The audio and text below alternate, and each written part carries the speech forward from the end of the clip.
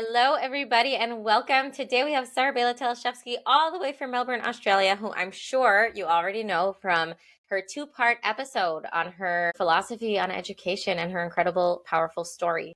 So today we're going to sit back and relax, grab your popcorn and your drink. Sarah Baila is going to give us some story time, some of the stories of some of the incredible work she's done. So Sarah Baila, take it away. Okay, so seeing I ended up last time with my first experiences, I think I'll go along that trajectory and continue from with my first experiences before I actually had my training. So the next story that came along was my own daughter. It was probably about 18, and she was given temporary employment with a friend to take over an unofficial preschool when the mother director was took time off. She had taken some maternity leave. So you have these two 18-year-old girls with no teaching experience running a crèche full of about 12 kids, let's say, or 14 kids or something. Mixed ages, boys and girls, and, including a couple of older ones, like she was homeschooling her older kids. So, it was a bit of a challenge, to put it mildly. And she was running into all kinds of challenges and difficulties. So now this is the first time I actually wrote down a program, because with the others, we just sort of discussed the program, the other two stories. And I said, do this, do this, do this, do this. And when that started to work, I'd say, okay, add this, add that. Because there was no nurtured heart approach program at that stage. In fact, later on, I made my own program, and this was the blueprint, so to speak, or the first draft. I wrote down a program for her and her friends, how to make sure that the kids are getting their energy needs met through doing the right thing instead of the wrong thing. And it got them through the few weeks until this woman was back from maternity leave, and then either they were not involved with the school, or they were just teaching, or they were part-timers, I can't remember. But it got them through those few weeks, or whatever it was, a month or two, and they really appreciated it. Let's put it that way. The other story is quite funny. My kids, several of my kids did a stint in Ukraine working with orphans and very disadvantaged kids. Why Ukraine is a whole different story, but that's what they were doing. And several of my kids did that.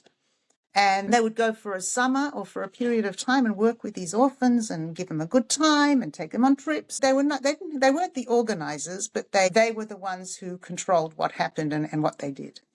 So one of my kids calls me, and I didn't hear from him very often because, it wasn't like you could call from Ukraine. We didn't have cell phones back then. So to hear from my son was like, oh, what are you calling for? He says, Mom, I need some tips.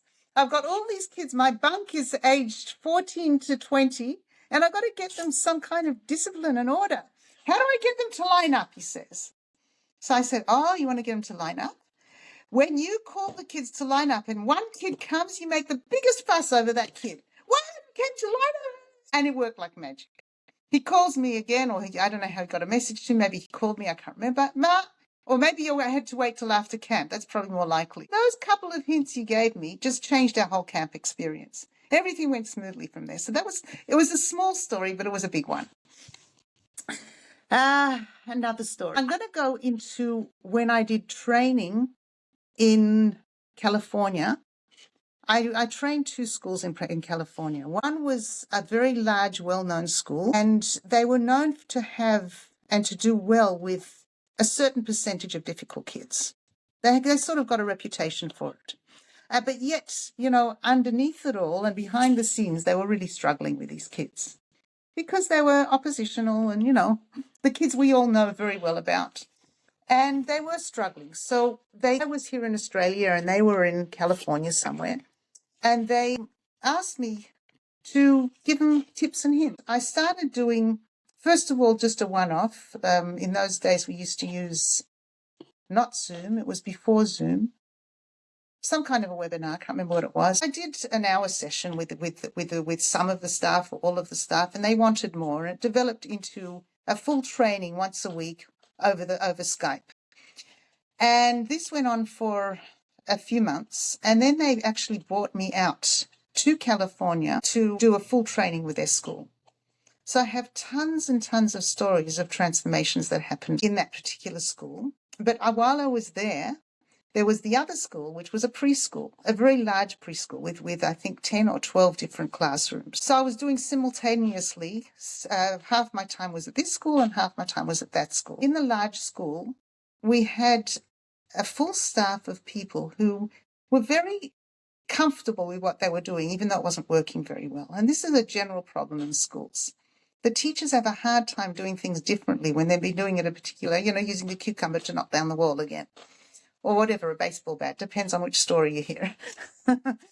And they're doing the same thing over and over again, and it's not really working, but, it's very hard for them to accept that there is a better way, especially when it seems counterintuitive.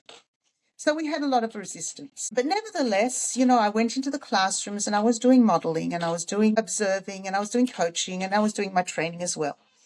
And there was one particular classroom where I used to go into all the classrooms, just observe for a bit. So the teachers would put on a show when I came. Some of them were really, really into it, but others were just playing the game.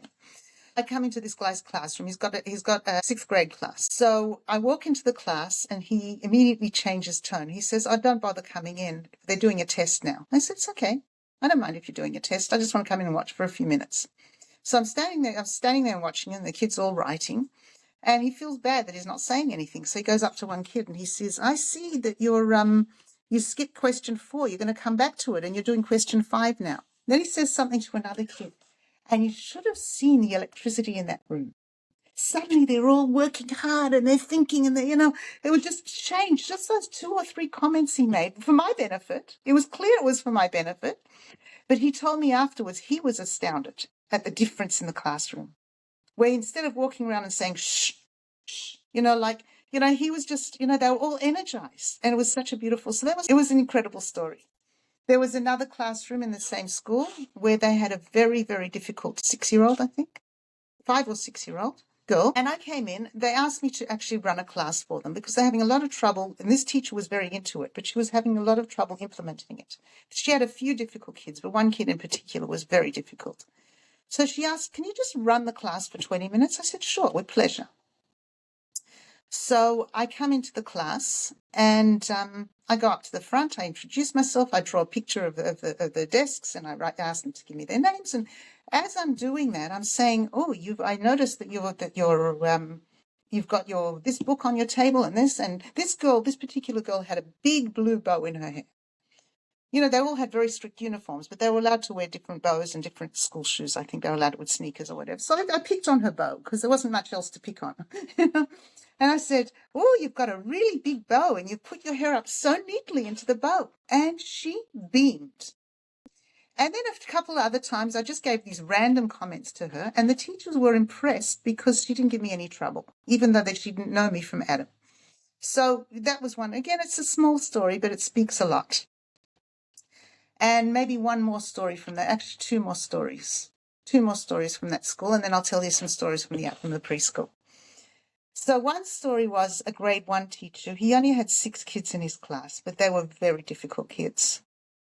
And it was a similar story to the grade 6 class, but this was 5-year-olds.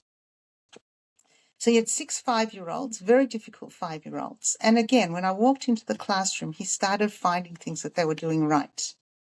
And lo and behold, those kids were amazing for the period of time that I was in there. And I spent more time than I'd intended. And I ended up spending about a half hour in there, which originally was only about 10 minutes. And he was pressed because he knew I was there, but he was encouraged because the kids were actually doing what they were supposed to. So that was nice. And the last story I'll give you from that school was that a teacher was away. So the school admin was a bit cheeky, and they asked me if I'd substitute for the class. So I said I will on one condition, that one of the staff members actually films the class from the back, because if I'm going to substitute, I want you to be able to use it. So I said, okay, fair enough. So one of the teachers came, one of the admin came in, and she was filming. So I don't know if they still have that, but they had a record of it. I come into the classroom and I do my routine, my shtick as they call it. My name's Sarah Baila, and I never said Mrs. Teleshevsky. It was like too formal. I'd say, "My name's Sarah Baila and I'm here for the day, and I see that you're all calm and you're all relaxed." And they're also grade 6s, I think, but a different grade 6 class. And I see that, I just started talking to them and asking the questions and started complimenting any kid which none of them were really being rude. So I had lots to compliment them on, how they were near their desks, how they were polite, how they were speaking, respectfully, all kinds of things. I ended up, it was supposed to be for 20 minutes or half an hour or so. They just kept filming me for a full hour. I don't know how I got by. I had no idea. They gave me a curriculum. They told me I've got to do, the story of the fox and the grapes. So the fox and the grapes takes about 10 minutes, and I had to keep with the fox and the grapes for an hour. But somehow or another, with Nurtured Heart approach, I managed, and everything was just fine. And they had it on record. So moving to the other preschool, they had at least 10 or 12 classes, and the classes were divided into age, as they usually are. And they had 2-year-old classes, 3 or 4 of them, 3-year-old, 4-year-old, 5-year-old classes. So, and very often the 4s and 5s were together, and the 2s and 3s were together in the when it was playtime. So the very small ones were separated from the very large ones. And I was doing training with the school, and they asked me particularly to focus on 2 major problems they had. One was in the 2-year-old classrooms, all of them. There was a huge biting problem. The kids were biting. So not all the kids, but a lot of the kids were just, they thought it was cool to bite. If you've ever been bitten by a 2-year-old, you know it's not fun. And when a parent sees that a kid's been bitten, the parents are not impressed. So there was that problem. And then in the 5-year-old class, which I did touch upon last time, there was a lot of bullying going on. A lot of bullying. So let's talk about the 2-year-olds. So in my training sessions, I said the first thing you've got to do is stop talking about biting at circle time. The more you talk about biting at circle time, the more energy and excitement they're getting out of biting. And they really could not get it because it was so counterintuitive. We've got a problem, we have to teach them, but biting is for food and people are for talking to. But the more they tried to drum it in, the more kids were saying, hey, this is cool. And they didn't mind. Funnily enough, the kids didn't mind they'd scream and yell and carry on, but that was part of the act. They knew that they're going to get bitten if they take a toy away from somebody else, especially if they take a toy away from a biter, which is a whole interesting thing, which we might get to talk about. If not, I'll leave it to your imagination. How there's a dance going on between bully and victim, and there always is, or almost always is. So there was a dance going on, but I wasn't focused on that. I was focused on training the staff to recognize when biting wasn't happening and to leave biting out of their circle time sessions. And I said, whenever a child starts eating, you say, you're using your teeth to eat. Stupid, very effective. When a child talks to another child, you're using your words. So there was one, so it was working reasonably well, but there was one child, of course there's always one child who was very, very difficult to crack. Say, please, and this was after a few weeks. Most of the biting was under control within the first week, literally. But this was already a couple of weeks later. I was still doing the training, and this kid was very difficult to crack. And he was only 2.5. And he looked like a little angel. He really did. As they always do, right? So I walk into the classroom and I sit down on the mat near this child. And he's playing. And I'm talking to him. And I'm talking to the kids around him as well. Those were the days that Magna-Tiles were really cool. They were like a new toy. And everyone was into the Magna-Tiles. So he's playing with the Magna-Tiles, and I'm telling him, oh, you put the blue one and the red one together, and look, you've made a triangle. And I'm doing that with the other kids as well, because I'm not focused just on him. But I am close to him so I can catch him when he bites, or when he's about to bite. So after a while, a child grabs something from him. Now, again, I know that child knew what they were doing, but that's another story. And I'll come back to that later. But at any rate, he is about to bite for sure. There's no question about it. Before he even can register that he got the toy grabbed, I said, wow, he took the toy and he didn't hit him. This kid is shocked because I really, really trapped him in success. And his eyes tear up and he said, but he took my toy. He really teared up. So I said to him, You're using your words. You're using your words. And then I started talking about other things, and we found a solution. The other kid who took the toy was gone. History. I didn't go find him. There was no need. But that was a very powerful lesson for everybody in the room, including this little kid, because he was actually honored for not biting when it was totally not his fault. He would have bitten if I wouldn't have interrupted. But I was really tricking him into success, which is one of the tools that Howard talks about. And it is such a powerful tool. So this is my favorite. I'm walking. I told you that there was a huge bullying problem in the 5-year-olds, among the 4 and 5-year-olds. There was mostly older boys with younger or smaller girls. That was just the dynamic there. So one day I happened to walk out into the playground, and I really mean I happened to walk out. I was going through. You had to go through the playground or around the playground to get from one class to another. And I see a circle of boys. And something told me there's something going on here. So I just had this thing, there's something going on here. So I walk straight towards the circle of boys, and they disperse. And in the middle is one little girl. I say to that little girl, wow, look how brave you are. You have a whole bunch of boys all around you, and you're looking to see what you should do to respond. You weren't crying, you weren't screaming, you were focusing on the whole thing to see what should I do now. As I'm talking, another little girl comes up, and I guess, probably correctly, that she has come to her friend's defense. Don't know, but I assume, because otherwise, why would she be coming in this direction? And I say to that girl, look at you.